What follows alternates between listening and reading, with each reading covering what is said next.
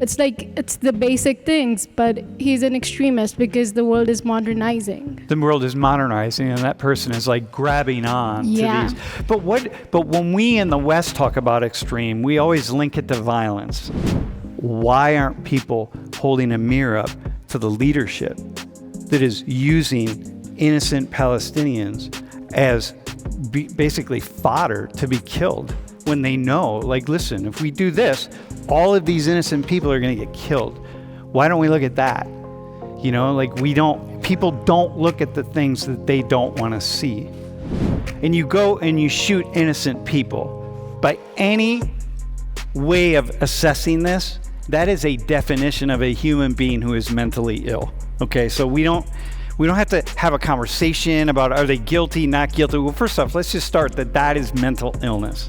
So how is it for you when these terrorists do these kinds of things? Like, they just don't represent us in any way. Yeah, but they do.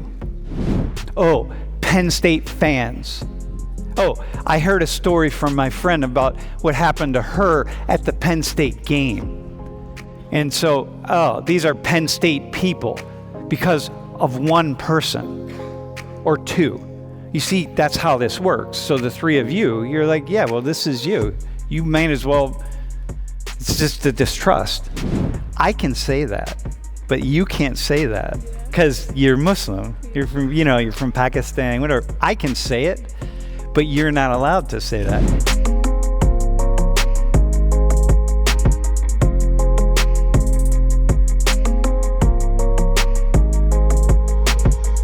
People talking about radical Islamists, radical Muslims. What are they talking about? I would say they're like the extreme Muslims. Who believe what? So the same beliefs that we do, but they just like try and... Yeah. Well, hang on, but they don't have the same beliefs, right? Because you're not radical. What's a radical belief? Like, what's it mean to be radical? An extreme point of view, for instance, they believe that non-believers should be exterminated, for instance. Mm-hmm. So, and like, that's just one example of like it. Like excommunicated. Yeah, excommunicated, or they think not all would say that people should be killed. Some but like some would just say excommunicated. So like there's a growing in the Gambia, right? There is this kind of, the Gambia has historically been really tolerant, a very, very tolerant place, right? Really tolerant of anybody who's not Muslim. Even though it's like 90, like you said, 95%. I think it's actually a little higher than that. But very tolerant. But there is this kind of a movement of people who are feeling less tolerant. And they just don't want to tolerate people who are not Muslim per se, or Muslims who are they don't think are really Muslim. I would say yes, there are certain people like that, but I believe that there are always going to be certain people like that in every single place, I would say, because some people take their beliefs a bit further than they should, I believe. And where do they take them? Like, what do you mean by that? To some degree, it's not really what's being like taught, I would say, because Islam, it's a religion of peace. Uh-huh. For instance, when you say Assalamu alaikum means may peace be upon you. Yep. So at that point, when it's trying to excommunicate or like to a point like oppress someone, I would say, at that point, can you really say they're really practicing the religion? I would say no. Yeah. And you would say no. So our Prophet said that a time would come where sticking towards your religion would be like touching a burning coal. Like, it would be that hard. So like in this society, in this modern world, if someone is sticking by the basic Islamic principles, he is claimed to be an extremist. Mm-hmm. I don't know why. It's like, it's the basic things, but he's an extremist because the world is modernizing. The world is modernizing, and that person is like grabbing on to these. But when we in the West talk about extreme, we always link it to violence. Like, I mean, we link it to intolerance and violence. What are we seeing? Like, what do we see? Like, what? See, that's literally what the media has portrayed Muslims as. Yeah. Like, U.S. destroyed Afghanistan, Iraq, Palestine, and when Iraqis and Afghanis thought to defend themselves, Yeah. they were claimed to be terrorists. Yeah. And U.S. has such an influence on the whole world Yeah. that the whole world called them terrorists. But why did not the world see that what U.S. was doing? Is terrorism. Wow, Yeah. isn't U.S. Yeah. a terrorist state, or isn't this terrorism? But only killing by the Muslims Yeah, is yeah, yeah. terrorism, and that too in the name of self-defense. So here's a thought. You guys watched my TED Talk, right? On Iraq? Yeah, that was. Yeah, that's like that. Like Christian terrorists, right? Like Yes. we never see that. You never see Yeah. that about yourself. Because the U.S. has such an influence on the whole world that they cannot talk against Well, U.S. it's not. No. That's not it. That's not it. You're missing that. The issue is that people always portray themselves as more tolerant, more open, more peaceful, more just smarter, just across better than other folks. And so anything that we think is bad, we're going to point it out towards somebody else, but we're not going to apply it to us, right? Yes. So what you're pointing out here is really what people ought to be thinking about. There's no nation in the world that makes more military weaponry than the United States.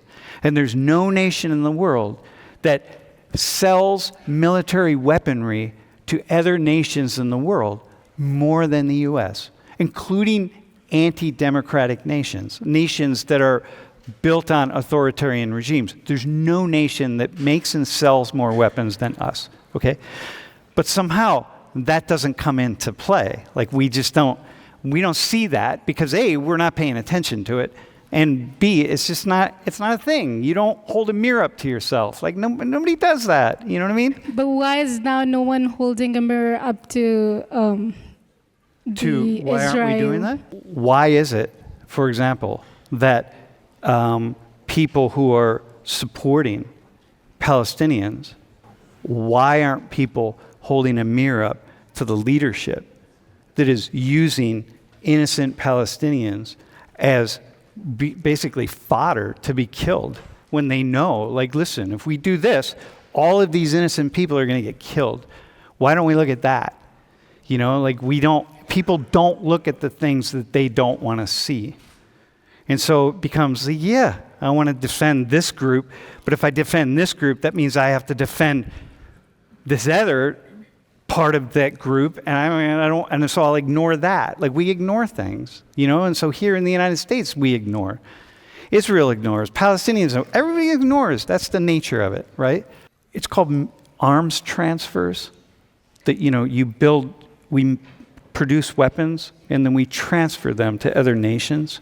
Have you ever thought about the fact that, like, this country, like what I just said there about we transfer more arms to other nations, these arms are killing people, right? Do you ever think about that? Is that like something that you've ever thought about? Because I will guarantee that most people in this classroom, the Americans for sure, have not thought about that and don't think about it.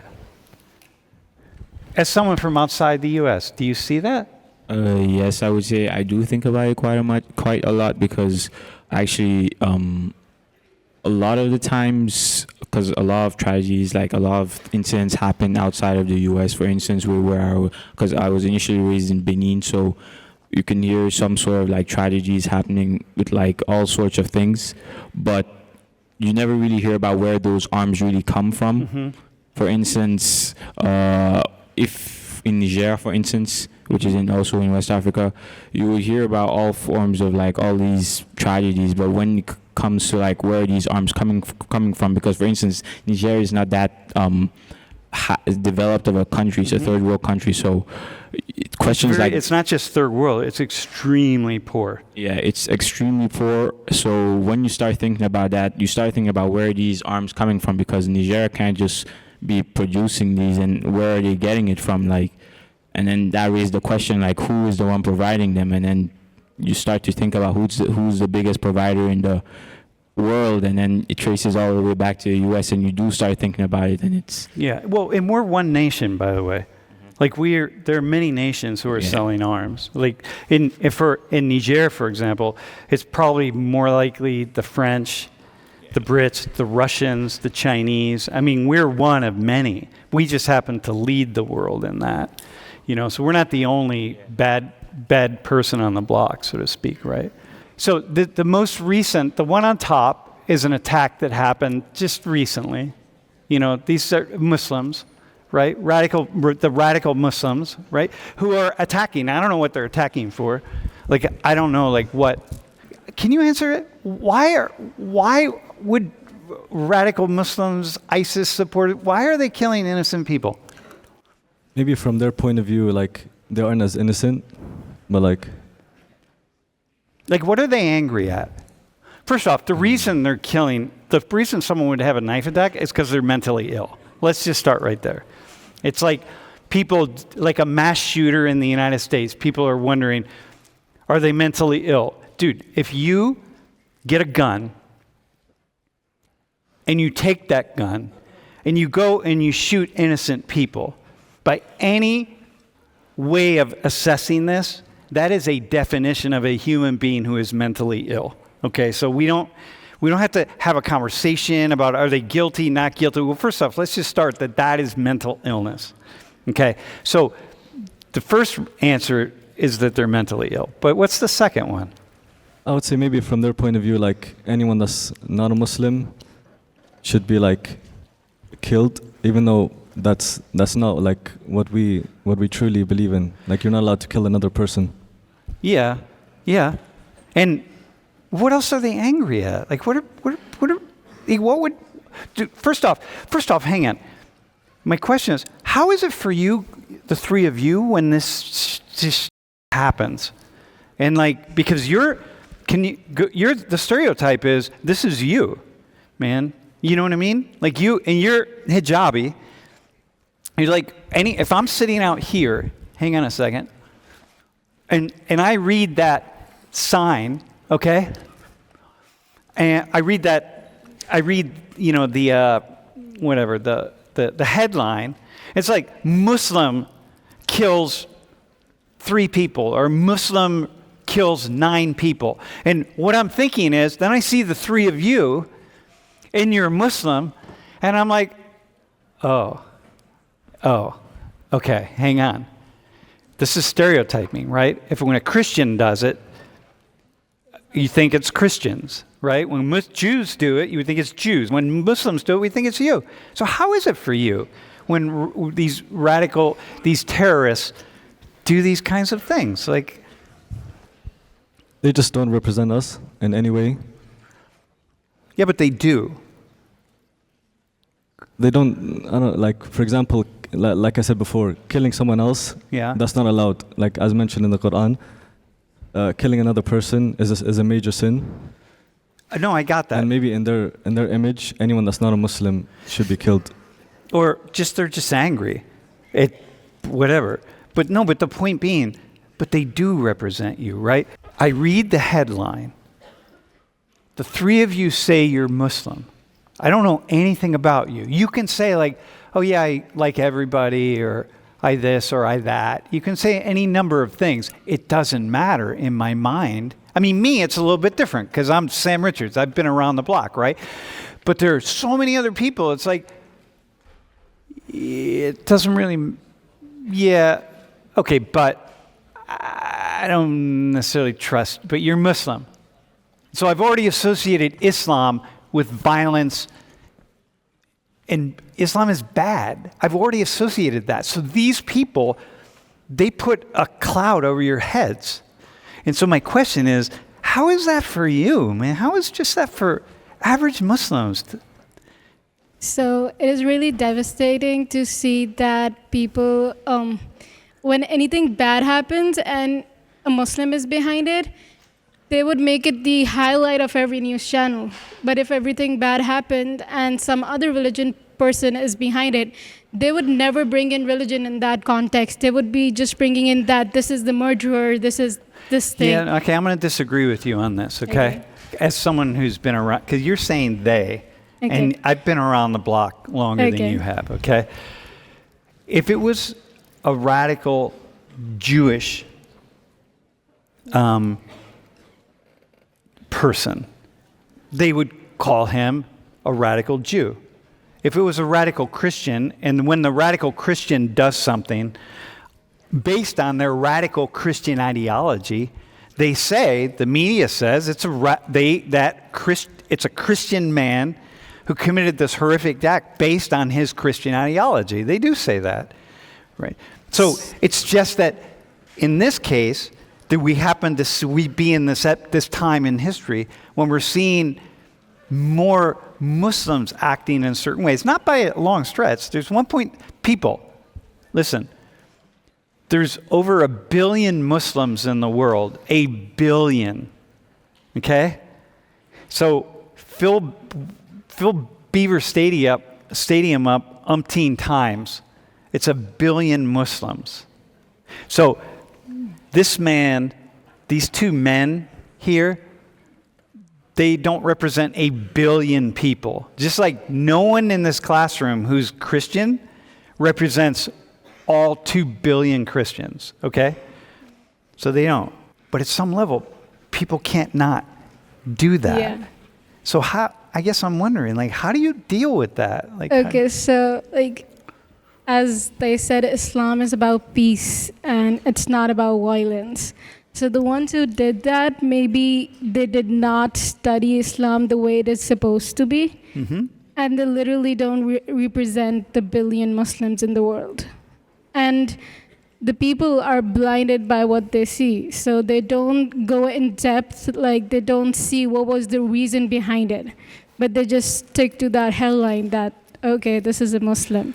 But they would never worry to think what was the reason behind it, because in this fast-paced world, people don't even have time. Yeah. They would just assume that. Okay, so just like Christian nationalists, I can bring a Christian nationalist in here who would say what they want is for Christian nationalists to take over in the United States. And when we take over, Christian nationalism takes over in the United States, these three people and all the other Muslims, everybody who's not Christian, you're basically out. You're out. You're never going to hold office, and you're going to all of these things. You're just going to that is like, you will, if you want to be really part of the United States, you will swear an allegiance to not only the United States, but also to Jesus Christ. Okay? So now, how many Christians in this classroom would say, like, okay, that's fair, that represents me. That's fine. They can represent me. That's good. And how many Christians in this classroom, if I said to you, hey, that's Christianity now. This is it, man. These Christian nationalists, they're like taking over. They're like, we're seeing them everywhere more and more, and they're praying day after day after day that Donald Trump gets elected. I don't know why they think he's Christian, but they do, and so they're just waiting for that, and and they're going to make this happen, right? And how many of you feel like, and if I came up to you and I said, oh, wait, are you a Christian, bro? Anyone a Christian? Who's a Christian? Dude, you're a Christian. So Mac, I come up, dude, yeah, you got a cross on and everything. Dude, you're a real Christian. This is a real Christian here. He wears a cross. So if I said to you, like, dude, these people, yeah, well, so they represent you and they're you. So like, how dare you be a Christian? Like this is like, your Christianity is, these people, like you, and then it's not these people, it's you people. How can you think that? How can you who are you, man? What kind of an evil person are you? Like you think that would be okay. So, but that's what we do to you. I would just say that there's evil people everywhere, but people just put religion on top just to maybe get more views or more clicks. Yeah, well, on top, but also we bring these things together. We generalize. Let me give you one. Ohio State fans are coming into town. Penn State fans are known to actually be really friendly and really open and really welcoming toward fans from other schools. Most fans are like that. If you go to a game at another school and you wear your Penn State gear, the three of you, people will be like, oh, Penn State, okay, hope you lose today, but hope you have a good game and that kind of stuff, right? But if any of you commit like a really terrible act against a fan from Ohio State, then what goes back is not all of you who didn't do that. It's the one of you who did. And that's the story. Oh, Penn State fans. Oh, I heard a story from my friend about what happened to her at the Penn State game. And so, these are Penn State people because of one person or two. You see, that's how this works. So the three of you, you're like, yeah, well, this is you. You might as well, it's just the distrust. So I guess then the question is, like, as a Muslim, like, when you talk about being Muslim, you mentioned Islamophobia, or you did. Are you aware that, do you like think when you say I'm Muslim that there are people out here that think like, oh, you must support that? Not really. I don't really. I mean, at least I try not to think about it.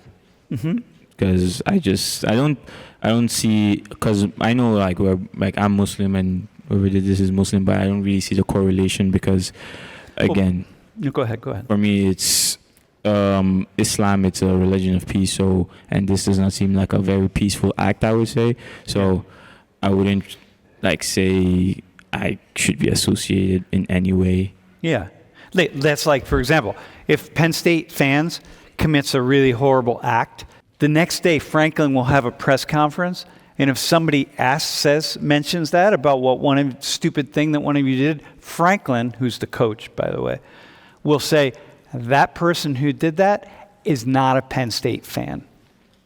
Okay? And the other Penn State people will be like, yeah, you're right. So you're saying like, yeah, well, these people aren't Muslims. If you were Muslim, you wouldn't do that. Go ahead. So I would say when I lived in Germany, not the majority, but maybe like a few of the people I first met had that perception that like they're violent, the Muslims are violent and stuff. Yeah. But when they actually got to know me a bit more, they and like a few of the other Muslims, their image of us changed for the better. Yeah, totally. No, just like the images of people in the class. Were you there when various attacks happened? I was there from 2015 till 2019. So oh yeah, okay. So there were a few attacks actually that happened, and so for you, that must have been feel some kind of way about that. Yeah, of course. But like, I'm just grateful that like my friends didn't really like make me feel like I was different or anything. Yeah. Or just out of place. Yeah, because they knew you. What you said about the United States and the military, right? You don't. For some people out here, they're really happy you said that. I can say that, but you can't say that because you're Muslim. You're from Pakistan, whatever. I can say it, but you're not allowed to say that. And then I have to ask you, like, why can't she say it? Why can't she say that? It's like what she said about the U.S. supplying weapons around the world. It's like, wait, you don't know that? You don't know how many innocent people die in the names of the United States? In your names? With your tax money? Like, you don't have that? You should know that. You should be embarrassed that you don't know that. And why could Ruba, it's like, then somehow, you would get fingers pointed at you because how dare you say that? You know what I mean? Even I have a hard time saying it because like people be like, oh, Sam Richards, why are you saying that? I'm like, whatever. But I'm glad you did because this has to be, it has to be talked about.